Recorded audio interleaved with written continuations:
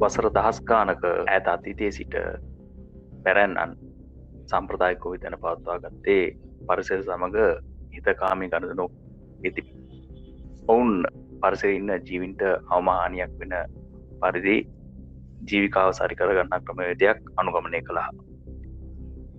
ඉතින් 60 දශකයේ හරිත විප්ලවයත් සමග සාම්ප්‍රදායික ගොවිතැන වාණිජ්‍ය ගොවිතැන බවට පත් වුණා කෙටි කාලෙකින්.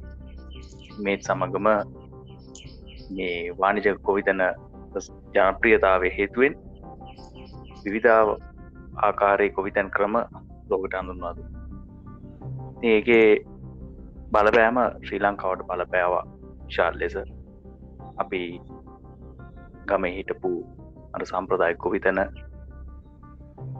ආරක්ෂා කරගනිමින් ඒ තිබුණු අවට පරිසරය රැකගනිමින් ඒ ආකාරයෙන් ඒ සම්ප්‍රදායික ගොවිතැන ආරක්ෂා කරගන්න අතරේ ඒ වාණිජ ගොවිතැන යොදාගත්තා. ඉතින් මේ වෙනකොට විශාල ලෙස විවිධ වර්ගයේ ගොවිතැන් ක්‍රම භාවිතා කරනු ලබනවා. අද අපි කතා කරන්න යන්නේ මේ පොහොර භාවිතය පිළිබඳව, කාබනික රසායනික පොහොර භාවිතය පිළිබඳව.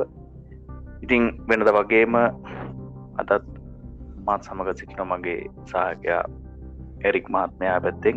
අයබෝන් එරික් මහත්මයා. අයබෝවන් අපට සුබ සන්ධ්‍යාවක්. අද අපේ මාතෘකා වන්න අපේ දෙවෙනි වැඩසටහනේ දදින් මේක. අපේ දෙවෙනි වැඩසටහන. කලින් වැඩසටහනට ඇත්තටම හොඳ ප්‍රතිචාර තිබුණා. ස්තුතියි ඔබේ ආදරයට. ඉතින් අද අපි වෙනද වගේ කතා කරන්න යන්නේ මේ කාබනික පොහොර සහ මේ රසායනික පොහොර පිළිබඳව. ඉතින් මේ වැඩසටහන ගොඩක් දුරට අපේ ප්‍රේක්ෂකයෝ අපි ඉල්ලා තිබුණා මේක ගැන කතා කරන්න කියලා WhatsApp මාර්ගයෙන්. ඒ අනුව යමින් අද අපි කතා කරන්න මාතෘකා කොටගත්තේ මේ පොහොර භාවිතය පිළිබඳව. එරික් මහත්මයා සැදී පැහැදී සිටිනවා මේ පිළිබඳව විස්තර කිරීමට. එරික් මහත්මයා ඔබට ලබාගන්න පුළුවන් ඔබගේ අවස්ථාව. මේ පිළිබඳව ඔබතුමා දරන මතය කාබනික පොහොර භාවිතය, රසායනික පොහොර භාවිතය පිළිබඳව. හොඳයි ඩීන, හොඳ ප්‍රවේශයක් මේක. මොකද ඩීන් මේක දැන් මේ වෙද්දි ලංකාව තුළ පවතින අර්බුදයක් තත්ත්වයට පත් වෙලා තියෙනවා මේ කොවිඩ් වසංගතයත් එක්කම වගේ. මොකද මේක අපිට අත්‍යවශ්‍ය අංගයක් විදිහට අපි අර කලින් පළවෙනි රසටහනේ කතා කරපු ටෙක්නොලොජි හා සම්බන්ධ වෙද්දිත් මේ අංගය බොහොමත් වැදගත් වෙනවා ඒ හා සමානව. මොකද පොහොර කියන දේ අත්‍යවශ්‍ය දෙයක් අපගේ වගා කටයුතු සීලම කෘෂිකාර්මික කටයුතු වලදී අත්‍යවශ්‍ය අංගයක් බවට පත් වෙලා තියෙනවා පොහොර. එතකොට ඔබ කතා කළා දීන අපේ කෘෂිකාර්මික ශේෂ්ත්‍රය සම්බන්ධ. මීට පෙර අපි කියන්නේ අපගේ කාර්මික විප්ලවය එන්නටත් කලින් ඉඳම වගේ අපේ කෘෂිකාර්මය බොහෝ දුරට රඳා පැවතුණා. අපේ රටේ කෘෂිකාර්මික රටක්. ඒ වගේම අපේ රට තමයි පෙර දිග ධාන්‍යාගාරය බවට පත් වෙලා තිබ්බේ. එතකොට අද වෙද්දී කෘෂිකාර්මය ගැන ඒ පැත්ත දිහා බලද්දිත් අපිට හිතෙනවා මෙහෙම තිබ්බ රටක්ද මේ තත්ත්වයට තියෙන්නේ කියලා.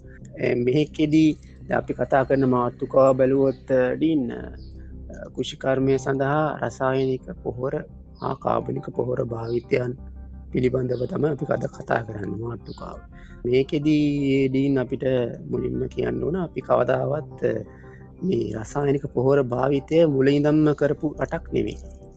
මේ ලංකාව මං කිව්වා අර පෙරදිග ධාන්‍යාගාරය කියලා කිව්වනේ. එතකොට මේවා කෘෂිකාර්මික ශ්‍රේෂ්ඨය සම්බන්ධ වෙන්නේ මේ මෑත කාලයේ තමයි රසායනික පොහොර හා අපි සම්බන්ධ වෙන්නේ. මොකද අපේ මුතුන් මිත්තන් ඒ වෙද්දී රසායනික පොහොර සම්බන්ධව කිසිම දැනුමක් තිබෙත් නෑ. ඒ වගේම රසායනික පොහොර භාවිතයක් සිද්ධ වුණෙත් නෑ. අපි ගනුදෙනු කරේ සොබාදහමත් එක්ක. සොබාදහම එක්කම තමයි අපි ගනුදෙනු කරලා අපේ කෘෂිකාර්මික ශේෂ්ත්‍රය නගා සිටින්නේ. එතකොට ඇති තරම් අපිට හාල් තිබ්බා, අපිට පළතුරු තිබ්බා, එළවලු තිබ්බා. අපේ වැඩ කටයුතු එදිනෙදා වැඩ කටයුතු කරගෙනමින් වෙන රටවලටත් අපි අපනයනය කිරීමත් කරා. නමුත් දැන් වෙද්දී මේ රසායනික පොහොර භාවිතය නිසා බොහෝම ප්‍රශ්න රාශියකට මුහුණ පාලා තියෙනවා. ඒකෙන් ප්‍රධානම ප්‍රශ්නයක් තමයි වකුගඩු රෝග. අත ඔබ දන්නවා අද බොහෝ පිරිසක් ගෘෂ්කාර්මික පළාත්වල ලංකාවේ ගෘෂ්කාර්මික පළාත්වල බොහෝ පිරිසක් වකුගඩු රෝගී බවට පත්වෙලා තියෙනවා. මේ රෝගයට ගොදුරු වෙලා අවසානයේ මරණය දක්වා මරණයෙන් කෙළවර වෙන තත්ත්වයක් බවට පත්වෙලා තියෙනවා අද මේ රසායනික පොහොර භාවිතය නිසා. එක දෙයක් කියන්න ඕන, වර්තමාන රජය ඒ සම්බන්ධව සුබදායි දෙයක් කරලා තියෙනවා. ඒ කියන්නේ රසායනික පොහොර භාවිතය තහනම් කළ කාබනික පොහොර භාවිතය සඳහා යොමු වී ඒ අදහස අදහස මං ඒක ස්ථීර කරනවා 100%. ඒක බොහොම හොඳයි. ඒක බොහොම හොඳ දෙයක්. මොකද අපිට අපේ සෞඛ්‍ය පැත්තෙන් අපි බොහෝ අපිට බොහෝ දන්න දේවල් තියෙනවා. අපි සෞඛ්‍යමත් සිටියොත් තමයි අපිට අපගේ වැඩ කටයුතු කරගන්න පුළුවන්. ඒ නිසා මේ ගත්ත තීරණය මං හිතන්නේ ඇත්තටම හොඳ තීරණයක්. නමුත් ඒක ක්‍රියාත්මක කිරීමේදී මතුවලා තියෙන ගැටලු තියෙනවා. අපිට ඒක සාර්ථකව ක්‍රියාත්මක කරගන්න බැරි තත්ත්ව. ඉතින් අන්න ඒ ගැන තමයි අපි අද කතා කරන්න බලාපොරොත්තු වෙන්නේ. ඇත්තටම රසායනික පොහොර භාවිතය ගොඩක්ම ඕක උනන්දුවක් බවට පත්වන උනන්දු තත්වයකට ඇතින්නේ ඕකේ තියෙන වාසි නිසා. ඕකේ ප්‍රධාන වාසි 3ක් තියෙන. ප්‍රධානම ගත්තොත් වාසි 3ක් තියෙනවා. ඒක තමයි මූලිකම එක කෙටි කාලින ඵලදාව. ඒ කියන්නේ බොහොම කෙටි කාලයක් තුළදී අපිට ඵලදාව ලබා ගන්න පුළුවන් තත්ත්වයක් තියෙනවා රසායනික පොහොර භාවිතා කරොත්. ඒ වගේම කුමී සතුන්ගෙන් සහ අනිකුත් ඔය භෝගවලට හානි කරන සතුන්ගෙන් ඇතිවෙන හානි වළක්වා ගැනීමේ ශක්තියක් තියෙනවා මේ රසායනික පොහොරවලට. ඊළඟට මේ වගේම මේක අපිට කෙටි කාලෙම යොදා ගන්න පුළුවන්. ඒ වගේම පසට ඉතා ඉක්මනින් උරාගෙන පසට සම්බන්ධව තියෙන සියලුම සාගයට අවශ්‍ය පොහොර කියන්නේ අවශ්‍ය අයනික සංඝටක, ඒ වගේ මෙතනින් ගියාම පෝෂක පදාර්ථ මේවා උරාගෙන ගසට ලබා දීමේ හැකියාවකුත් මේ රසායනික පොහොර වලට තියෙනවා. ඒ වගේම අපි ගත්තොත් අපේ දැන් ප්‍රධාන වශයෙන්ම මේ රසායනික පොහොර වලට නිෂ්පාදනය කිරීම ආරම්භ කරන්නේ පවල් ඇපටයිට් නිදිය. එතකොට ඔය පවල් ඇපටයිට් නිදියෙන් තමයි ප්‍රධාන වශයෙන්ම ඇපටයිට් පොහොර නිෂ්පාදනය සිද්ධ වෙනවා. එතකොට එතනින් ගත්තාම ඇපටයිට් පොහොර වර්ග කිහිපයක් තියෙනවා. ඇපටයිට්, සුපර් ඇපටයිට්, එතනින් ගියාම කැල්සියම් සම්බන්ධ කරලා calcium phosphate, magnesium phosphate, zinc phosphate, sodium phosphate මේ ආකාරයෙන් විවිධ විදිහට ෆොස්ෆේට් පොහොර වර්ග නිෂ්පාදනය කරනවා. ඒකේ පරමාර්ථය තමයි මොකද ඇපටයිට් කියන්නේ ජල අද්‍රව්‍ය සංඝටකයක්. ඒක ජලයේ දියවීමේ ශක්තිය නැත්තම් දියවීම ප්‍රතිශතය ඉතාම අඩුයි. ඒ නිසා ඒගොල්ලෝ කරන්නේ මේ ඇපටයිට් අරගෙන මේක ඝනයක් වශයෙන් තියෙන එකක්. මේ ඇපටයිට් අරගෙන සෝඩියම්, මැග්නීසියම් වැනි ජල ද්‍රාවණවල දිය කරලා ජල ද්‍රාවී විදිහට හදාගන්න. ඊට පස්සේ තමයි අපිට මේක පොහොරක් ලෙස ශාක වලට යොදන්න පුළුවන්. ඕක තමයි රසායනික පොහොරවල අපි කිව්වොත් සරලව කිව්වොත් වෙන සිදුවීම් මාලාව. පස්සේ මේකත් එක්ක මේක අපිට අර මං කිව්ව පරමාර්ථ තුනත් එක්ක නම් හරි. නමුත් මේක අපිට අපේ අර සෞඛ්‍ය මට්ටමින් ගත්තොත් මේක විශාල ලෙස බලපානවා මේ අපිට. මම මේ පෞගේ දවස් ටිකේ පොඩ්ඩක් මේ විශ්ලේෂණය කරලා බැලුවා මේ වාර්තා අරගෙන මේ රසායනික පොහොර භාවිතයේ ප්‍රතිවිපාක ගැන. එතකොට දැන් පත්මත් දන්නවා දැන් මේ ටිකටම මේක රසායනික පොහොර තමයි පහුගිය කාලේ භාවිතා කරන්න ගත්තී. ඉතින් මේ වගේ නිපදවන ආහාර ගත්තාම අර කුස තුල ඉන්න වැඩන කාලේ සිටින දරුවා දක්වා මේක බලපෑමක් ඇති කරනවා. දැන් පිළිකා රෝගය ගත්තොත් එම ඒකේ දිනෙන් දින සංඛ්‍යාව ඉහළ යනවා. මාර්ගමට ගිහිල්ලා ඒ දත්ත විශ්ලේෂණය කරොත් ඒ ඔයගලන්ට බලා ගන්න පුළුවන්. දිනෙන් දින මේකේ පිළිකා රෝගීන් සංඛ්‍යාව ඉහළ යනවා. ඒ වගේම වක්කඩු රෝගීන් එරික් පවස් ආකාරයට.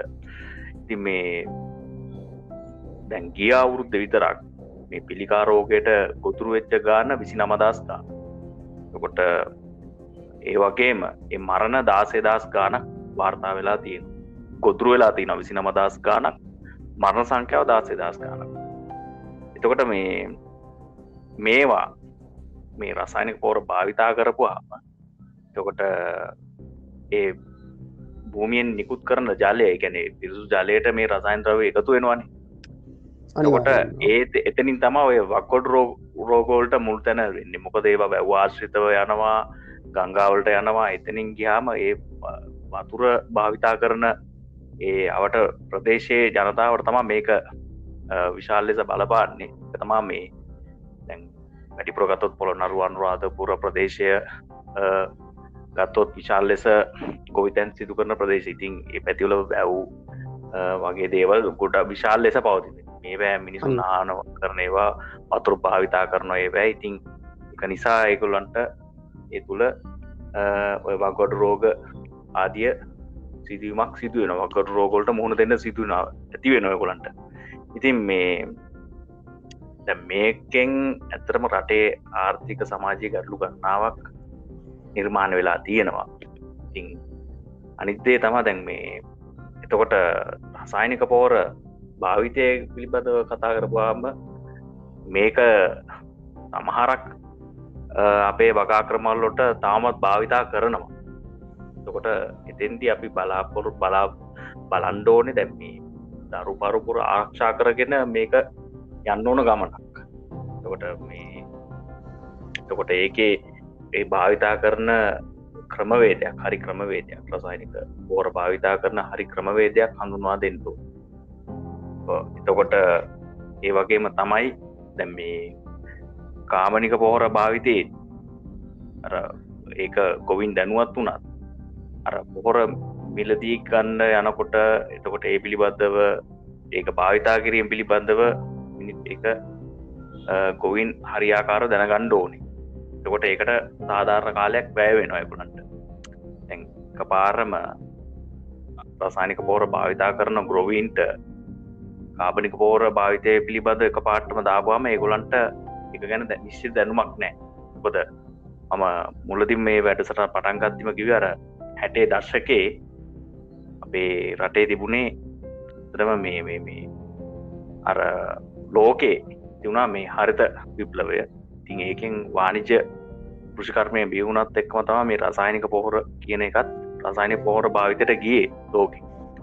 ඉතින් ඒ 60 මේ දැන්ට දශක 50කට කිට්ටු වෙන්න ඉතින් මිනිස්සු අපේ රටේ ඉන්න ගොවීන් භාවිතා කරලා තින්නේ විශාල ලෙස රසායනික පොහොර. ඉතින් කාබනික පොහොර භාවිතා කරලා නැතුව නෙමෙයි කරලා තියෙනවා. නමුත් විශාල ලෙස භාවිතා කරලා තියෙන්නේ රසායනික පොහොර නිසා. කාබනික පොහොර වලට යෑමේදී ඒ පිළිබඳව යම්කිසි අවබෝධයක්, දැනුවත් කිරීමක්, උන්ට නිශ්චිත අවබෝධයක් ලබා දෙන්න ඕනේ. ඒ අවබෝධය උන්ට ලබා ගන්නත් විශාල කාලයක්, කියන්නේ යම්කිසි සාධාරණ කාලයක් ඒගොල්ලන්ට ලබා දෙන්නත් ඕනේ. ඒකට රජය යම්කිසි වැඩපිළිවෙලක් සිදු කරයි කියලා අපි හිතනවා. එතකොට අර අපිට දැන් මේක කරගන්න අවශ්‍යතාවය තියෙන්නේ දැන් රසායනික පොහොර භාවිතයේ වාසිය, අවාසිය, කාබනික පොහොර භාවිතයේ වාසිය සහ අවාසිය ගැන අපිට පෙන්වා දීම පමණයි. නමුත් ඒකේ භාවිතාවන් පිළිබඳ කරන්නේ ඉදිරියට භාවිතා කරන වැඩිපුර රසායනික පොහොරයද ඉදිරියට භාවිතා කරන කාබනික පොහොරද කියන එක තීරණය කරන්නේ අපේ රටේ සිටින රජය.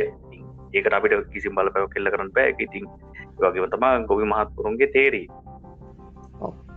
ඇතරම ඇතරමදීන් මමත් එකයි මම මේ කිව්වේ මේ අපිට පාරමදී මේවා ගහින් ගෙඩියන්න වගේ කියනවනේ කතාවක්. එහෙම එකපාර වෙනස් කරන්න බෑ. මොකද අපි දෙයකට පුරු වෙලානේ තියෙන්නේ.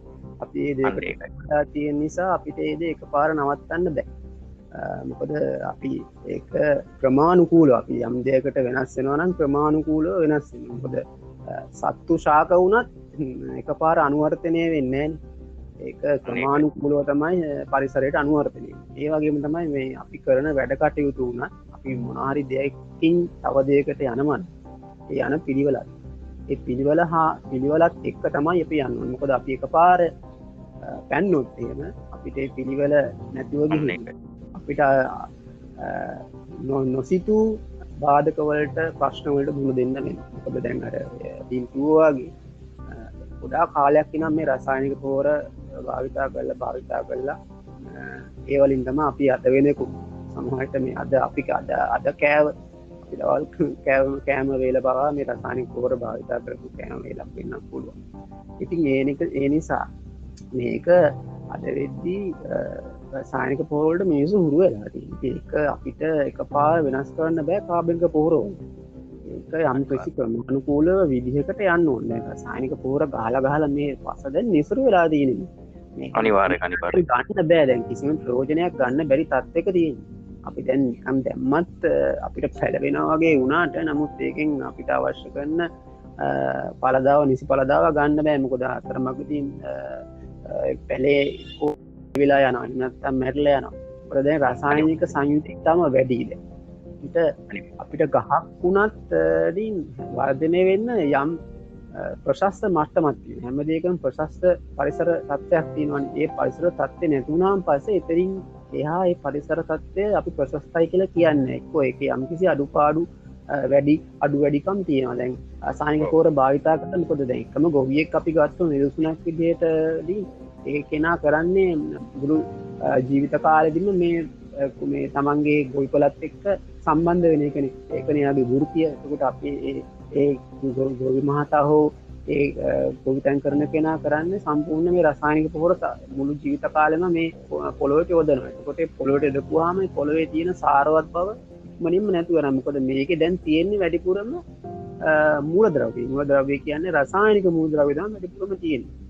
ඕකට ප්‍රධාන වශයෙන්ම බලපාන්නේ කිඩ්නි වලට ෆොස්ෆරස් වල තියෙන ආසනික් කියන සංඝාටකය වැඩිපුර ප්‍රමාණයක් වකුගඩු වල තැන්පත් වුණාම තමයි වකුගඩු රෝගී නැති වෙන්නේ. දැන් ඔබ කිව්වාගේ මේක කලින් කිව්වේ මේක බොහෝ දුරට මරණයෙන් තමයි අවසානයේ වෙන්නේ. වකුගඩු රෝගීන් වල වකුගඩු නැතුව ජීවත් වෙන්න බෑ අපිට. ඒක වකුගඩු තිබුණ ජීවත් වෙන්න පුළුවන්. නමුත් වකුගඩු දෙකම වුණොත් අපිට ජීවත් වෙන්න ක්‍රමයක් නැහැ. අනිවාර්යයෙන්. ඉතින් මේක අපි ටිකක් සරලව ගන්න හොඳ නැහැ. ටිකක් මේ ගැන ප්‍රශ්නේ ගැන කියන කොවිඩ් ප්‍රශ්නෙත් එක්ක ඒකත් ලොකු ගැටලුවක්. මේ ප්‍රශ්න ගැන අපි සලකලා බලන්න ඕනේ. රසායනික පොහොර ඇත්තටම අපිට ප්‍රමාණිකූලව නවත්තා ගැනීමේ ක්‍රමයක් තියෙනවා. එහෙම අපිට දැන් ඉස්සරහටත් මේක දැන් මම අයත් කිව්වේ ඒකයි දැන් මේ රසායනික පොහොර භාවිතා කරලා මේ ගොවිතැන් වලට භෝගවකාවට ඇත්තටම තේරුමක් නැහැ. ඒක දැන් ඒක පස දැන් මේක අනිකරම රසායනික පසක් බවට පත් වෙලා තියෙනවා. අපි දැන් නිකන් ඇවිද්දත් අපිට විස සහගත අපේ ශරීරයට විස එක් වෙන්න පුළුවන් තත්ත්වයක් දැන් මේ පස තුල තියෙනවා. අපි දන්නවා දැන් කිසිම සත්ත්වෙක් මේ රසායනික පොහොර ගහන පරිසරවල ජීවත් වෙන්නේ නැහැ. අර මුරාමේ ගැඩවිලේ උණක්වත් නැහැ මේ හොයා ගන්නවත් නැති වෙන්නේ නැත්තර. මොකද ඒ නිසා දැන් මේ තරමට මේ පස නිසරු වෙලා තියෙනවා. අධික සාන්ද්‍රණයකින් යුක්ත පසක් දැන් මේ රසායනික පස. අපිට මේක දැන් ක්‍රමානුකූලව අපි මේ කාබනික පොහොර වලට යන්න ඕන. මම කලින් කිව්වෙත් ඒකයි මේ ගත්ත තීරණය ඇත්තටම හොඳයි. ඒක 100%. නමුත් ඒක අපි ක්‍රියාත්මක කරන විදිහ තමයි අපිට ගැටලු තියෙන්නේ. එතකොට අපි මේ ගැටලු මග ඇරවාගෙන ඒ ගැටලු වලට ප්‍රශ්න වලට උත්තර දීගෙන තමයි මේ ප්‍රශ්නේ විසඳන්න ඕනේ. එතකොට තමයි අපිට අර අපි කිව්වර අනුවර්තනය අපිට වෙන්න පුළුවන්. එතකොට කාබනික පොහොර ගැන කියද්දී ඇත්තටම මේ කාබනික පොහොර කොච්චර හේදුවක් පසට හානියක් නැහැ. මොකද මේ පසත් කාබනික පසක්. මේ තියෙන කාබනික පසක් නේ. මේකේ ඇත්තටම වෙන්නේ අපි මේ කාබනික පොහොරද අපි හදනවනේ.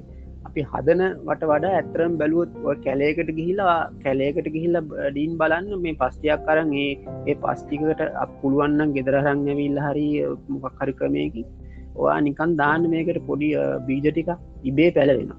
අනිවාර්යයෙන් ඉබේ පැලවෙනවා. ඔබට කිසිම පොහොරක් කිසිම රසායනික ද්‍රව්‍යයක් කිසිම දෙයක් දාන්න ඕන කරන්නේ වතුර ටික විතරයි. වතුරයි හිරු එළියයි තියෙනවා නම් මේ පස්සේ අනිවාර්යයෙන්ම හැදෙනවා. මොකද ඒක කැලයක් කියලා කියන්නේ අනිකර ශාක පද්ධතියක්, ජෛව පද්ධතියක් එතන තියෙන්නේ. එතකොට මෙතන පොළොරොඩු සියලුම දේවල් හැමදේම මේ පොළොවට වැටෙනවා. පොළොවට වැටිච්චාම මේක ඉබේම දිරාපත් වෙනවා. පත් වෙලා වතුර ජලය සියලු දේවල් මිශ්‍ර වෙනවා. සතුන්ගේ මල පහ, ඔක්සිජන් ද්‍රව්‍ය සියලු දේවල් මිශ්‍ර වෙලා මේක ඉබේම කාබනික පසක් බවට පත් වෙලා තියෙන්නේ. ඒකයි අපි කියන්නේ කැලෑවල තියෙන පස් පාරුවත් පස් නිසා. සාරවත් පස් කියලා. එතකොට මේවා ස්වභාවික නිෂ්පාදනය වෙච්ච දේවල් නේද එරි අනිවාර්යයෙන්ම ස්වභාවික ගණනාවක් තිස්සේ ඉතින් මේ වනය නිරාවරණය වුණාම වනාන්තර නිරාවරණය වුණාම ඒ ගස් වලින් වැටෙන කොළම මේ පසට පොහොර වෙනවා. ඉතින් ඕක තමයි ඉතින් කාබනික පොහොර කියලා කියන්නේ. ඉතින් මේකට අර කාලයක් වැය වෙන දේ තමා මේ තියෙන ප්‍රශ්නේ ලොකුම ප්‍රශ්නේ විදිහට දකින්නේ. නමුත් රසායනික පොහොර වලට වඩා කාබනික පොහොර භාවිතය හොඳයි. ඒක හොඳ කෘෂි කර්මයක්. නමුත් අර දැන් ඔබ කියනවත් වගේ මේ මෙතෙන්දී අපිට ප්‍රධාන ලෙස බලපාන දේ ලෙස මම දකින්නේ කාබනික පොහොර භාවිතයට මිනිස්සු ඒ කියන්නේ ලංකාවේ සිටින ගොවීන් නිසි අවබෝධයක් නැහැ. අර අපි මුල් අවස්ථාවලත් මේක දැන් කතා කරා. නිසි අවබෝධයක් නැහැ. නමුත් ඒකට යන්න නැතුවත් බෑ. මොකද පාරිභෝගිකයා ඉල්ලන්නේ හොඳ පිරිසිදු ආහාර වේලක් ලබා ගන්න. ඒ තැනට යනවා කියන්නේ අනිවාර්යෙන් එරික් එතකොට බලාපොරොත්තු වෙන දේ තමා මොකද කියන්නේ අර රසායනික පොහොර ගහලා නැති රසායනික ද්‍රව්‍ය භාවිතා කරලා නැති ස්වභාවිකව ලෙස මේ හැදිච්ච මේ පළදාවක් ලබා ගන්න තමා අවශ්‍ය කරන්නේ. ඒව තමා ඇත්තන පාරිභෝගය අද පාරිභෝගිකයා ඉතාමත් දැනුවත්. ඉතින් අද පාරිභෝගය හොර කරන්න බෑ. දැන් සමහරලාට අඹේ පණුවෙක් කාලා තියෙනවා නම් අද ඒ අඹේ ගන්න තැනට පාරිභෝගය පත් වෙලා තියෙනවා. මොකද ඒ අඹේ පණුව කන්නේ ඒ අඹ ගෙඩියට විෂ රසායන ද්‍රව්‍යයක් භාවිතා කළ නැති හින්දා. අර ඒ දවස්වල වගේ අර හරි නෑ කියලා විසික් කරන්නේ නැහැ. අද ඒ අඹ ගෙඩිය තමා ගන්නෙ. මොකද පණුව කාලා තියෙන පොඩි ප්‍රමාණයක් වෙන්න පුළුවන්. පණුව ඉවත් කරලා ඒ කොටස ඉවත් කරලා දාලා අපිට ඒක ඊටු ටික ලබා මේ පරිභෝජනයට ගන්න පුළුවන්. නමුත් රසායන ද්‍රව්‍යයක් ගවොත් මුළු ඒ ඵලයේම තියෙන්නේ රසායන ද්‍රව්‍ය. ඉතින් ඔබ ආහාර ගන්න තැනකට ගියොත් එහෙම පොළට ගියොත් කෙසෙල් ගෙඩි කෙසෙල් ඇවරි ඔබ සාමාන්‍ය ලෙස ලබා ගන්නවනේ නිවසට. ඒකට සමහරක් කෙසෙල් ගෙඩි තියෙනවා නිකන් ලස්සනට පැහිලා ඉදිලා ගස්ලව් එහෙම ලස්සනට පොත්ත තියෙනවා. නමුත් ගෙනල්ලා කාලා බලද්දි තමා දැන් ගස් ලැබුණා නිකන් වතුර රහක් එනවා. කෙසෙල් ගෙඩි වල නම් තාම අර මේ අමු රහක් වගේ තමා දැනෙන්නේ. ඒ මොකද නිකන් ඒ පොත්ත පාට වෙන්නත් රසායන ද්‍රව්‍ය යොදවනවා. ඒක නම් මේ දෙවනි පාර්ශවය විසින් යොදන්නේ. ගොවින් යොදපු දෙයක් නෙමෙයි. ඒක විකුණන අය ඒගොල්ලෝ තමයි මේ දේවල් යොදන්නේ. ඉතින් මේවා ගෙන්දගම් භාවිතා කරනවා කියලා ආරංචියක් තියෙනවා. ඉතින් මේ පොත්ත අර ඉදිමිලා එන්න ඒක ලස්සන්ට ගෙන්දගම් භාවිතා කරනවා කියලා තියෙනවා. ඉතින් ගෙන්දගම් ඔබ දන්නවා මොනවටද යොදාගන්නේ කියලා. ඉතින් ඒ තැනට අද ලංකාව පත්ලා මේ සාම්ප්‍රදායික ගොවිතැන තිබුණු රට අද ඒ තැනට පත්ලා. ඉතින් ඉතාමත් කනගාටුදායකයි.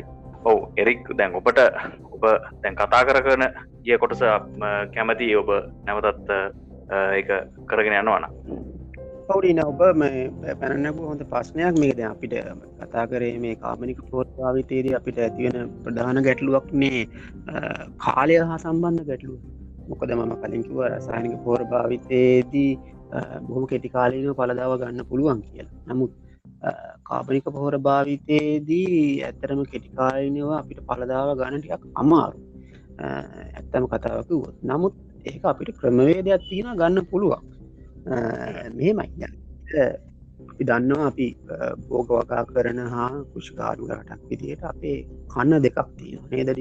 මහා කන්නේ සහ යල කන්නේ. එතකොට ওই කන්න දෙක වගා කරන කාල පරිච්ඡේද වෙනස්. ඔය කාල පරිච්ඡේද වෙනස් කියලා කියන්නේ දැන් මට මතක හිටියට මහා කන්නේ ආරම්භ වෙනවා සාමාන්‍යයෙන් අවුරුද්දේ සැප්තැම්බර් මාසයේ ඉඳන් මාර්තු මාසය දක්වා. එතකොට ළඟ යලකන්නය පටන් ගන්නවා මැයිවල සිට ඕගස්ට් වෙනකම් වගේ මට මතක හිටියට. එතකොට ඔය වගේ ටිකක් ලොකු පරතරයක් තියෙනවා මේ කන්න දෙක වගා කරගන්න මිනිසුන්ට. එතකොට මේ අපි මේ අර කිව්වාගේ ඕකද අපි අනුවර්තනය වෙන්න බෑ. මේ රසායනික පොහොර අපි භාවිතය අයින් කරනවා නම් ඒකට පොහොරක් අනිවාර්යෙන් ඕන. නැතුව මේ ශක්ත පද්ධතිය අපි කෘෂිකාර්මික වත් කරන කෘෂිකාර්මික භෝග වල පළදා අපිට ගන්න බෑනේ. ඒක නිසා අපි ඇත්තටම කරන්න ඕන මේ කන්න දෙකකින් එකක් එක කන්න එකදී මේ අපේ අදහස් මම කියන මගේ අදහස මම කියනදී එක කන්න එකදී අපි කරන්න ඕන මේ අපි හිතමු මහකන්නේ පටන් ගන්න සැප්තැම්බර්වල වගේ මහකන්නේ පටන් ගන්නවා විශාල ලෙස වර්ෂාව ලැබෙන කාලයක් තමයි මහකන්නේ කියන්නේ. එතකොට මේ මහකන්නේ පටන් ගන්න මොකද ඕක කන්න දෙක භාවිතා වෙන්නේ අපේ තියෙන මෝසම් වර්ෂාවේ රටාවට අනුව නිසාන දිග හා නිත දිග මෝසම් කියන මෝසම් වර්ෂ රටා දෙක අනුව තමයි කන්න දෙක භාවිතා වෙන්නේ. මොකද ජලය අත්‍යවශ්‍යයි. ජලය ඕනෙම මම කිව්වා කලින් ජලය හිමිලිය ඕනෙම ඊළඟට අවශ්‍ය දේ තමයි පොහොර. ඒකට මේ ජලයත් එක්ක තමයි සිළුම් දේ ගනුදෙනු අපේ ජීවිතයේ තියෙන සිළුම් ගනුදෙනු සිද්ධ වෙන්නේ. එතකොට ජලය වේදී අනුව තමයි මේ කන්න දෙක බෙදිලා වගා කිරීම වගා කටයුතු ආරම්භ කරන්නේ. එතකොට අපිට පුළුවන් දෙයින් මේ කාබනික පොහොර නිෂ්පාදන ධාරිතාවය රටේ අවශ්‍ය පොහොර නිෂ්පාදන ධාරිතාවය හා සමාන කරන්න. ඒකට ක්‍රමවේදය තමයි ඔය කන්න දෙකේ එක කන්නකෙද අපිට කොහොමත් මේක රසායනික පොහොර භාවිතා කරන්න වෙන්නේ. අපි හිතමු මහා කන්නේ පටන් ගන්නවා දැන් සැප්තැම්බර්වලදී මහා කන්නේ පටන් ගන්න දැන් අපි දන්නවා නේ රූපවාහිනී වල යන්ත්‍රවල ගොනුවිදුලි යන්ත්‍රවල අපි දකින්නවා එහෙනම් දැන් ඔය මිනිස්සුන්ට පොහොර නැතුව දැන් ඒක විතර නෙවෙයි පොහොර නැතුව තමයි ප්‍රශ්න. මොකද දැන් පොහොර ඉහින්නේ ඒක අර පොහොර ඉහන ක්‍රමවේදයක් තියෙනවා. ඒක පොහොර ඉස්සෙල්ලා මඩ පොහොර කියලා වර්ගයක් තියෙනවා. මඩ පොහොර ටික ඉහන්නේ ඊළඟ තමයි ඊට පස්සේ බීජ පොහොර. ඒ වගේ ඉහන ක්‍රමවේදයක් තියෙනවා. පොහොර වර්ග තියෙනවා. එතකොට මේ දැන් මඩ පොහොර තමයි මේ මිනිස්සු මේ ගොඩක් මේ ඉල්ලන්නේ. බීජ පොහොර සහ මඩ පොහොර දෙන්න වගාව ආරම්භ කරලා අස්සෙන්න දැන් පටන් ගන්න යන්නේ. එතකොට මේ පොහොර නැතුව මේක වැඩේ කරන්න බෑ. දැන් අපිට කොහොමද මේ කන්න දෙකකින් එකක් අපිට මේ රසායනික පොහොර භාවිතා කරන්න වෙනවා. අපි හිතමු මහා කන්නේ පටන් ගත්තා. අපි මහා කන්නේ පටන් ගත්තා කියලා අපි නිදදුරට හිතමු. ඒ සැප්තැම්බර් වල පටන් ගත්තා. පටන් අරගෙන මේ කරන් යනකොට අපි මහා කන්නේට රසායනික පොහොර යොදනවා. රසායනික යොදලා ඒ කන්නේ මිනිස්සුන්ට කරන්න දෙනවා. දැන් අපිට ඊට පස්සේ එන්න තියෙනවා යාලා කන්නේ. ඒ යාලා කන්නේ අපිට පුළුවන් අපි කාබනික පොහොර වලට මේක මරුවර්තනය කරනවා නම් අපිට කාලයක් තියෙනවා. මොකද මම කිව්වා සැප්තැම්බර් වල ඉඳන් මාර්ච් වෙනකම් වගේ මහා කන්නේ පට්ටිය. ඒතකොට මහා කන්නේ තුල මේ මහා කන්නේ තුල රසායනික පොහොර ටික බෝවින්ට දීලා අවශ්‍ය පොහොර බෝවින්ට දීලා අපිට පුළුවන් ඒ කාලේ එක්කම අපිට පටන් ගන්න පුළුවන් මේ කාබනික පොහොර නිෂ්පාදනය. මොකද කාබනික පොහොර නිෂ්පාදනය සඳහා දන්න සරලම විදිය අපි කියන්නේ කොම්පෝස් පොහොර හා සම්බන්ධ කටයුතු කරනවා නම් අඩුම තරමේ මාස අඩුම තරමේ වැඩිම වුණොත් මාස 3-4ක් යයි මේ සම්පූර්ණ මේ පොහොර කාබනික පොහොරක් විදියට ඔය සංඝටක ටික එකතු කරලා හදාගන්න. මොකද ඕකේ ඇත්තටම සංඝටක කිසිම රසායනික සංඝටකයක් නැහැනේ. ඔක අපි දන්නවා රොක් ෆොස්ෆේට් ප්‍රමාණයක් යොදනවා ඔකට. ඒ අරුණාම අනිත් සියලුම දේවල් ස්වභාවික දේවල්. පොළොරොඩු අතු කැබිලි එතකොට ශාක කොටස් ඊට පස්සේ එතනින් ගියාම දිරා යන රෝ මැටීරියල්ස් කියලා කියන්නේ දිරා යන ද්‍රව්‍ය. එතකොට එතනින් ගියාම කොම පොහොර, කුකුල් පොහොර, ඔන්න ඔය වගේ ඔය නයිට්‍රජන් කාණයට රංගු සියලු දේවල් කරලා තමයි ජලය කරලා ඉරියලිය ලැබෙන්න හොඳ වාතාශ්‍රයක් ලැබෙන විදිහට සකස් කරලා තමයි මේ කොම් කාබනික පොහොර නැත්නම් කොම්පෝස් පොහොර කියන එක හදන්නේ. එතකොට අපිට ඔය යලකන් මේ මහ කන්නේ පටන් ගැනීමත් සමගම අපිට පුළුවන් අපේ යලකන්නේට මේක හදාගන්න. යලකන්නට අවශ්‍ය පොහොර දක්වා අපිට මේක හදාගන්න පුළුවන්. අපිට මාස 4ක් තියෙනවා නම් මාස 4ක් 3ක් නම් මේකට උපරිම යන්නේ මේක ආරම්භ කරන්න පුළුවන්. අපිට දැන් ඉස්සර වගේ නෙමෙයි. අපි අවුරුදු 10කට 20කට කලින් අපි හදාගත්ත කොම් විදිහ නෙමෙයි දැන් තියෙන්නේ. දැන් අපිට නවීන තාක්ෂණයෙන් තියෙන ශාලා තියෙනවා, උපකරණ තියෙනවා, මිශ්‍රණය තියෙනවා. ඒ වගේම මේවට දායකත්වයේ දරන පුද්ගලික ආරාජ්‍ය සමාගම් තියෙනවා මේවට සහයෝගය දෙන. එතකොට මේ හැමෝම එකතු කරගෙන මේ කාබනික පොහොර නිෂ්පාදනය කිරීම ආරම්භ කරන්න පුළුවන්. අපිට ඒක ගැටලුවක් වෙන්නේ නැහැ. මේක අපිට කාලේ නැතිවීමක් නෙමෙයි, අපිට මැනේජ්මන්ට් එකක් නැතිවීමක් අපිට තියෙනවා. කාලේ නැතිවීමක් නෑ. අපිට කාලය හොයාගන්න ඕන තරම් ටයිම් තියෙනවා. අපිට ඕන තරම් අවස්ථා තියෙනවා ඒක හොයාගන්න. අපිට ඕනේ මැනේජ්මන්ට් එක. අපිට මේකේ කොහොමත් අපිට එකපාර රසායනික පොහොර ටික නවත්තලා එකපාර කොම්පෝස්ට් හදන්න බෑ. අපිට කාබනික පොහොර එකපාර හදන්න බෑ. ඒකට කාබනික පොහොර නිෂ්පාදනය සඳහා කාලයක් අවශ්‍යයි. ඒ කාලය අපි එකතැනකින් හොයාගන්න ඕනේ. අපි ව්‍යාපාරවලත් කතා කරන ඕනේ යම් දෙයක් ලැබෙන්න නම් යම් දෙයක් දෙන්න ඕනේ කැප කරන්න. ඒකට අපි කැප කරනවා අපි එක කන්නයක් මේ රසායනික ද්‍රව්‍ය. කැපකල් අපි ඊළඟ කන්න නම් මේ පටන් ගන්න කාබනික පිතකොට ඒ කාබනික පොහෝටික නිෂ්පාදනය කරලා එනකොට මේ කාබනික පෝර ක්‍රියාවලේ දිගින් දිගට නම් වෙනවා මේක නවතින් නැති දෙයක් එතකොට මේක නවතින්න යාලකන්නේට පොහෝටික ලැබෙනකොට ඊළඟට මහකන්න ඊළඟ පොහෝටික ලැබෙනවා ඔන්න අපි අනුවට තෙරෙන වෙනවා මේ සිිස්ටම මේ කාබනික පෝර ගැටලුව කිසි තැනකට ලැබෙන් මේ ප්‍රශ්නයක් වෙන්න තකොට මේ මිනිසුන්ට යලකන්නට අවශ්‍ය මිනිස්සුන්ට කාබනික පොහෝටික ලැබෙනකොටඩින් ඒගොල්ලන්ට මේ පස හදාගන්න පුළුව මංකෝ නිසරවෙච්ච පසත්තියන මේකට කාලයක් මේ කාබනික පොහොටික වැටෙන්ට වැටෙන් නැවතර මංකිව්වාගර කැලේ තියෙන පසේ තත්වට මේකනවා අනිවා දැන් ඕක දැන් ඕක දැන් කියන්න දැන් අර අනුරාධපුරේ හදලා කළුතරරංගින් පස දාන්න පුළුවන් එකක් නෙමෙයි කාබනික පොහොර කියත් ඔව් ඒවකට නිකන් නුවරඑළිය හදලා නිකන් කල්පෙටියේ රතුළුණු වගාව දාන්න පුළුවන් එකකුත් නෙයි කියන්නේ ඔතුමා කියන්නේ දැන් මේක මේ පස තුලින්ම ස්වභාවික ප්‍රතිඋත්පාදන ක්‍රියාවලියක් ගැන ඔබතුමා කියන්නේ ඒකේ ප්‍රතිඋත්පාදන ක්‍රියාව සක්‍රිය වෙන්න ඉඩ දෙන්න තමයි කියන්නේ එතකොට තමයි කාබනික පසක් නිර්මාණය වෙන්නේ අනිවාර්යෙන්ම අපි මේක තනිකරම මේ රසායනික පසක් බවට පරිවර්තනය වෙලා තියෙන අපිට මේ කොහොමද මේකට තියෙනවද අපිට සිස්ටම් එකක් එහෙම ඒක එහෙම ඒ විදියක් නැතුව වෙන සිස්ටම් එකක් තියෙනවද මේක පරිවර්තනය කරන්න ඇත්තට මට හිතන හැටියට නම් මේ සිස්ටම් එකක් නැහැ අපිට තියෙන එකම සිස්ටම් එක තමයි මේක තිබ්බ තත්ත්වයට නැවත ගෙනෙන්න ඕනේ ගෙන එන්න ඕනේ නම් අපි යන්න ඕනේ ආයි පටන් ගන්න තැනට පටන් ගන්න තමයි මේක තිබ්බ කාබනික පස කොහොමද අපි නැවත හදාගන්නේ ඒ හදාගන්න ක්‍රමවේදය තමයි කාබනික පොහොර ක්‍රමවේදය එතකොට මේ පසට දාන්නේ කාබනික පොහොර ඒ කියන්නේ කාබනික පොහොර කියන්නේ ඔගේ අන්තර්ගතයේ ස්වභාවික ද්‍රව්‍ය සියල්ල ස්වභාවිකයි කිසිම දෙයක් රසායනික සංඝටක නැහැ එතකොට මේ කාබනික පොහොර ක්‍රමානුකූලව වැටෙන්න මේ පසට වැටිච්ච ගමන්ම සිද්ධ වෙන්නේ මේ පස නැවත නිසරුභාවයේ අර තියෙන මූලද්‍රව්‍යවල සාන්ද්‍රණය අඩු වෙලා කාබනික සාන්ද්‍රණය වැඩි වෙනවා. එතකොට ඒ සාන්ද්‍රණය උරා ගන්නවා කාබනික පස තුළටත් උදාගෙන සාන්ද්‍රණය රසායනික සාන්ද්‍රණය අඩු වෙලා කාබනික සාන්ද්‍රණය වැඩි වෙනවා. මේ වැඩි වෙන නැවත ආයි පස සම්පූර්ණයෙන් සාරවත් පසක් බවට පරිවර්තනය වෙනවා. එතකොට මේක තමයි වෙන ප්‍රොසෙස් නැත්නම් අපිට මේක හදන්න වෙන මම දන්න විදිහට නම් ක්‍රමවේදයක් නෑ. මේක හදන්න පුළුවන් පටන් ගත්ත තැනින්ම තමයි මේක නැවත ආරම්භ කරන්න ඕන. එතකොට මේක අපිට පුළුවන් මොකද අපි දන්නවා කාබනික පොහොර භාවිත වෙලා අපිට ගොඩක් ප්‍රයෝජන තියෙනවා.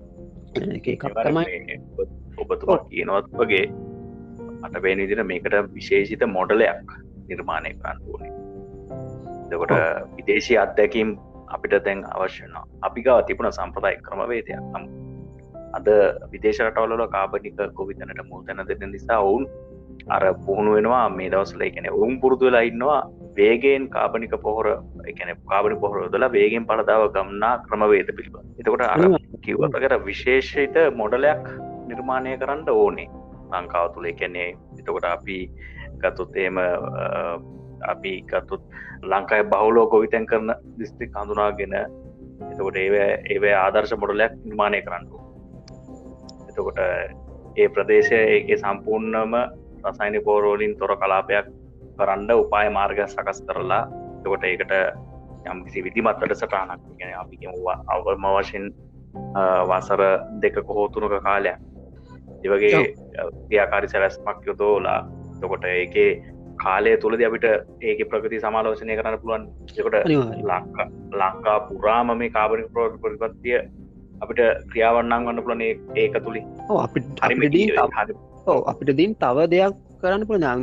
ඔබතුමා කිව්වා කුෂිකාර්මික පළාත් ඒ කියන්නේ උතුරු මැද පළාත ඊට අමතරව ඔය කුෂිකාර්මික බහුලව සිද්ධ කරන පළාත්වල ඕක අපිට ඇත්තටම පුළුවන් මේ කියන්නේ කාබනික පොහොර නිෂ්පාදනය හොඳට දැන් ඉඩකඩ තියෙන තැනක් නම් ඉඩකඩ තියෙන තැනක් බලලා අපිට පුළුවන් ඕක ඔතන නිර්මාණය කරගන්න. අපි දන්නවා කාබනික පොහොර නිර්මාණය කිරීමේදී අපිට ඇත්තටම මේ භෞතික කියන්නේ කෘතිම දේවල් අපිට අවශ්‍ය වෙන්නේ අපිට ඕන ස්වභාවික දේවල් අපිට ওই වටපිටාවෙම ගන්න පුළුවන්. අපිට දැන් ඕන තරම් ගස් කොළන් තියෙනවා. අපිට ඕන තරම් නයිට්‍රජන් අවශ්‍යතාවයට ලබා ගන්න පුළුවන්. ඕවා නිර්මාණය කරනවා මේ නිර්මාණය කිරීමේ හැකියාවක් තියෙනවා ඩීන් ඔය කුෂිකාර්මික පළාත් වගේ මේ කාබනික පොහොර භාවිතයේදී අපිට පුළුවන් රැකියාව උත්පාදනයකුත් කරන්න. අනිවාර්යයෙන් පුළුවන් නේද? මේකට ආයෝජකයන් දිරිගන්වන්න කිරීමේ වැඩපිළිවෙලක් හදුවා.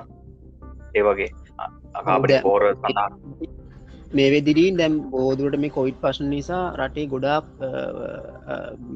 රැකිය අර්බුදයක් තියෙන ඔබ දන්න ඇති ගොඩක් අයට රැකිය අර්බුදයක් තියෙනවා යන්න එන්න විදිහක් නෑ ඒවගේම ආදෑම් ලබා ගන්න විදිහක් නෑ තියෙන රැකියාවලින් අයින් වෙලා කිවල්ලොට ඉන්න කාලයක් බාට පත්ලා තියෙනවා අඩු පඩියට වැඩ කරන්න වෙලා තියෙන ඔය වගේ ගොඩක් ප්‍රශ්න තියෙනවා එතකොට මේ වගේ ප්‍රොජෙක්ට එකක් නැත්තම් මේගේ ව්‍යාපෘතියක් පටන්ගත්තුත් රැකියා විශාල සංඛ්‍යාවක් ස්ත්‍රී පුරුෂ දෙපාර්ශයට මේක රැකියා ලබාගන්න පුළුවන් කිසි ප්‍රශ්නයන්න මේක පස්ටික කපලා කොළරුටික එකතු කරගන්න මනුස්සයගේ ඉඳම් මේ රැකියා තියෙන මොකද මේ අපිට වැඩේ වෙලා තියෙනෙදී මේ අපි මේ අපි හිතන්න අපි මේ කුණු එකතු කරන මනුස්සයා කරන රස්සාාව රස්සාාවක් නෙමේ කියලානි අන්න ඒක අපේ මානසිකත්වයක් තියෙන නමුත් ඇත්තරම පිටරටාවලොල හෙමනෙමේදී අම දන්නවා සමාර පිටරටවල බොහෝමයක් සුළු සේවක තම ඇත්තරම මේ රටේ ඉන්න ලොකුම සේවක අරලුම ඉන්න ලොකු පුට්කොල ජනාධිපති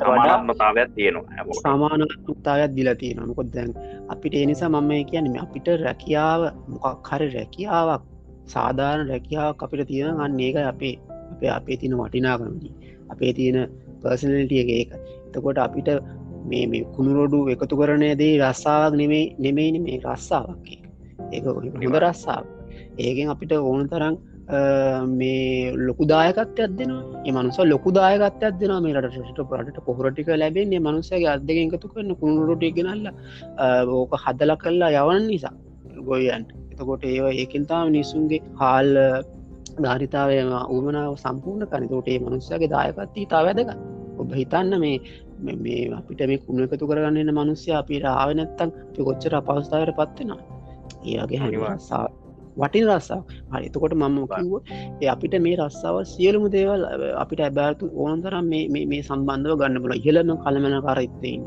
පහල කරන කළමන කරිතය දක්වා මේ රැක්‍ය අවස්ථා මෙතනම තියෙන විශාල ප්‍රමාණය ඒක හැම පලාත්තකම හැම පලාතකම හැම දිස්තරික්කම කරන්න පුළුවන් ඇති තරම් රස්සාාව රැකියාවල් තියෙන එතකොට එනුත් මේක වැදගත්වෙන මේ ව්‍යාපෘති හරිට ආරම්භ කරු බකිව්වාගේ විදේශ රටවල්ල වගේ පෞද්ගලික ආයතනවල රාජ්‍යායතනවල මේ සිල්ව දෙන සම්බන්ධලා මේකට සහයෝගය දුන්නත් මේ ව්‍යාපෘති ඉතාම සාර්ථක නිම කරගන්න පුළුවන් මේ රටේ තියෙන පෝරාර්ග බුදයත් ඒවගේ මාර කිව්ව ප්‍රසානික පොහොර භාවිතයෙන් තොර වෙලා කාමනික පොහොර භාවිතය සඳහා යන මාර්ගය ඉතාම සාර්ථක සීරසියක් සාර්ථක කරගන්න පුළුවන් කියෙන මං හිතන අනිවාරෙන්දී දැන් ඔබතුමා සදාන් කරපු පරදි දැම් මේ අර අපිට දැක්කදේ තම මම දක්නදේ තමා මේ අර අපේ රටේ තියෙන්නේ මේ නිසි වැඩ පිළිවෙලක් මත බීමතම ප්‍රධාන ලෙසම දුර්වලතාව විදියට දකින්නේ ඉතින් ඇත්තටම දැන් අපිට එතකොට ඔබතුමා කියනවාගේ දැන් කෝන් පෝස් නිෂ්පාදයෙන් සමාජයට වාසි විශාල ප්‍රමාණයක් ඇති වෙනවා රැකිය අවස්ථා වැඩි කරගන්න පුළුවන් එතකොට දැන් විශාල ප්‍රමාණයෙන් අපද්‍රව්‍ය බැහැර කරනනේ අපේ රටේ තුළ කුණු කන්දු ගසාගෙන ඉන්න ඉතින් ඒ අපද්‍රව්‍යවලට වාණිජ වටිනාකමල් දෙන්න පුළුවන් කුණු කඳුවට ජීවිතත් වාණිජ වටිනාකම දෙන ඔව් දැන් ජපානය වගේ රටක් ගත්තොත් ජපානය මට මතකයි රට අපේ ලංකාව තුළ තියෙන කුණු වලට විශාල වාණිජ වටිනාකමක් ලබා දීලා තිබුණා නමුත් ඒ වැඩ පිළිවෙල මම දන්නේ ඒ ව්‍යාපෘතිය කොතරම් දුරට සාර්ථක වුණාද කියන්න රජයත් සමග එකතු වෙලා කරන්න ගියේ ඉතින් ඒ වගේම තමා මේ කොම්පෝස් නිෂ්පාදනය කියන්නේ කාබනික පොහොර නිෂ්පාදනයට අපි ගියාට පස්සේ ඔය බැහැර කරන අපද්‍රව්‍ය වලට වාණිජ වටිනාකමක් ලැබෙනවා. ඒතකොට එතන කල්පනාකාරීත්වයක් නිර්මාණය වෙනවා ඒ තුල. ඒතකොට වාණිජ කර්මාන්ත බිහි වෙන්න පටන් ගන්නවා. ඒතකොට ඒ තුල වාණිජ කර්මාන්තයක් බිහි වෙනවා කියන්නේ ඇත්තටම රටට සුබදායි දෙයක්. මොකද විසාදන නෙමෙයිනේ. කියන්නේ රටේ පරිසරයට හානියක් නොවන විදියට රටේ මිනිසුන්ගේ ආහාරයට වාසියක් වෙන විදිහට ඒ කර්මාන්ත බිහි වෙන්නේ. ඉතින් ඒව හොඳ දේවල්.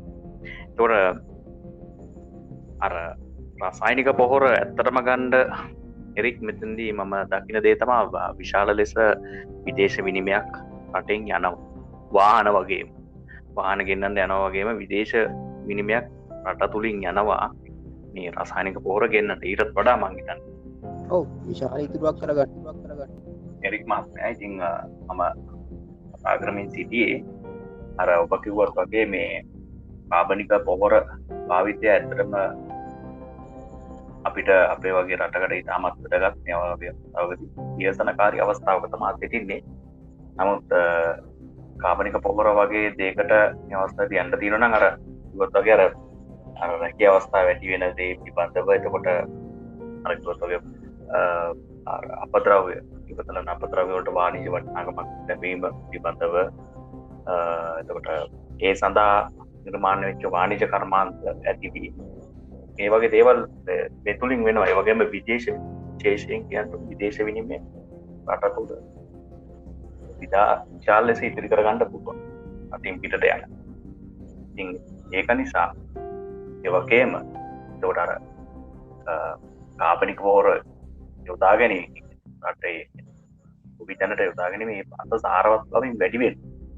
එතකොට අර කියන වගේ අර කැලේට අපි හරි ඇටයක් දැම්මොත් ඒක පැලවෙනවා වගේ දෙයක් තමයි එතෙන්දි වෙන්නේ. කියන්නේ වායුක ලෙස පස සාරවත් වෙලා ඉවරයි. නමුත් අර රසායනික පොහොර බෑට ඒ සර පස නිසරු වෙලා තියෙන්නේ. මේ ආර්ථික භෝග වර්ධනයකට ඒක තුලින් යන්න පුළුවන්. ඒ වගේම අනිත් දේ තමයි දැන් සමතුලිතතාවය ඇති කරගන්න පුළුවන්. කොම්පෝස්ට් යොදාගෙන මේ කාබනික පොහොර යොදාගෙන ශාක පෝෂක සමතුලිතතාව ඇති කරගන්න පුළුවන්. ඉතින් මේ වගේ දේවල් තාල වාසි තියෙනවා මේ කාබනික පොහොර භාවිත කරනකොට. අර කිව්වත් වගේ මේකට යම්කිසි හරි මොඩල් එකක් හදාගන්න ඕනේ. ඉතින් මේකට යම්කිසි කාලයක් ඇයි. ඒ වගේම මේ ඒ කාලය ගියාට කමක් නැහැ. මේ ඒ තුලින් අපිට ලැබෙන්නේ වාසිදායක දෙයක් නිසා ඒ තුලට ගියාට කමක් නැහැ. මම දකින්නේ ඒකේ ඇත්තටම වරදක් නැහැ කියන එක. ඉතින් අද අපි කතා කරේ පොහොර භාවිතය පිළිබඳව, පොහොර භාවිතයේ වාසි අවාසි පිළිබඳව, කාබනික සහ රසායනික පොහොර භාවිතය පිළිබඳව. ඉතින් මේ වෙනකොට ඇත්තටම ලෝකය ගමන් කරමින් සිටින්නේ රසායනික පොහොර භාවිතයෙන් අතහැරලා කාබනික පොහොර භාවිතයට. ඉතින් ඕගනික් මිෂන් එකක් යන කාලයක් ලංකාවටත් මේක බලපාලා තියෙනවා. රජය විසින් නිවේදනය කරලා තියෙනවා කාබනික පොහොර භාවිතය පිළිබඳව. ඉතින් මේක සුබවාදී දෙයක් ලෙස දකින්න අපි කැමති. ඉතින් මේක ඉදිරියේදී මේකට යම්කිසි වැඩපිළිවෙලක් නිර්මාණය වෙමින් කාබනික පොහොර භාවිතා කරලා සාරවත් සහ නිරෝගිමත් පරපුරක්, අනාගත පරපුරක් නිර්මාණය කරන්න හැකියාව ලැබෙන්න කියලා අපි ප්‍රාර්ථනා කරනවා. ඒ වගේම අද එරික් මහත්මයා විශාල ලෙස මේ පිළිබඳව විස්තර කිරීමක් සිදු කරා. ඉතින් මේ දේවල් අපි පහුගිය දවස් කිහිපය තුළ විශ්ලේෂණය කරපු කරුණුත් එක්ක තමයි මේ කතා කරන්නේ. ඉතින් මේක ඔයගලන්ට ඉතාමත් වැදගත් වෙයි කියලා සිතනවා. කලින් එපිසෝඩ් එකේදී කතා කරපු ඉලෙක්ට්‍රොනික උපකරණ භාවිතය තහනම් කිරීම, ඒ කියන්නේ භාවිතය කියන්නේ ගෙනීම තහනම් කිරීම පිළිබඳව ඒ එපිසෝඩ් එකට ඉතාමත් හොඳ ප්‍රතිචාර ලැබුණා. YouTube සහ Anchor podcasting එක තුළ WhatsApp මාර්ගයෙන් අපිව සම්බන්ධ වෙච්ච පිරිසට මම ඉතාමත් හදපිරි ස්තුතිය පිර කරනවා. ඔවුන් තම අපිට උනන්දු කර මේ පොහොර භාවිතය පිළිබඳව, පොහොර සම්බන්ධව යම්කිසි කතාවක් කරන්න ගෙලිලගේ එපිසෝඩ් එක. ඉතින් කීප දෙනෙක්ම මේක ඉල්ලපු නිසා මම සහ එරික් මේක අද කතා කරන්න, කරුණු විශ්ලේෂණය කරමින් කතා කරන්න එළඹුණා. අපත් සමග සම්බන්ධ වන්න දිගටම. ඒ වගේම ඔබට යම්කිසි ගැටලුවක් තියෙනවා නම්, යම්කිසි ආලින් උපදේශපාලනික යම්කිසි ගැටලුවක් තියෙනවා නම් අපි කතා කරමු. ඔබ අපගේ අපත් සමග සම්බන්ධ වන්න අපගේ ඊමේල් එකට ඒ පිළිබඳව දැනුවත් කිරීමක් කරන්න. අපි මීළඟටත් හමු තවත් අලුත් මාතෘකාවක් තුලින්. ඉතින් එරික් මහත්මයාට මම මේ අවස්ථාවේදී ස්තුති පිරිනමනවා මාත් සමග සම්බන්ධ වීම පිළිබඳව. ස්තුතියි එරික් මහත්මයා. බොහොම ස්තුතියි. ඔව්. ඉතින් මීළඟ එපිසෝඩ් එකකින් අපි හම්බෙමු අලුත් මාතෘකාවක් තුලින්. එතෙක් ඔබට ජයග්‍රහයි සතියක් ප්‍රාර්ථනා කරනවා.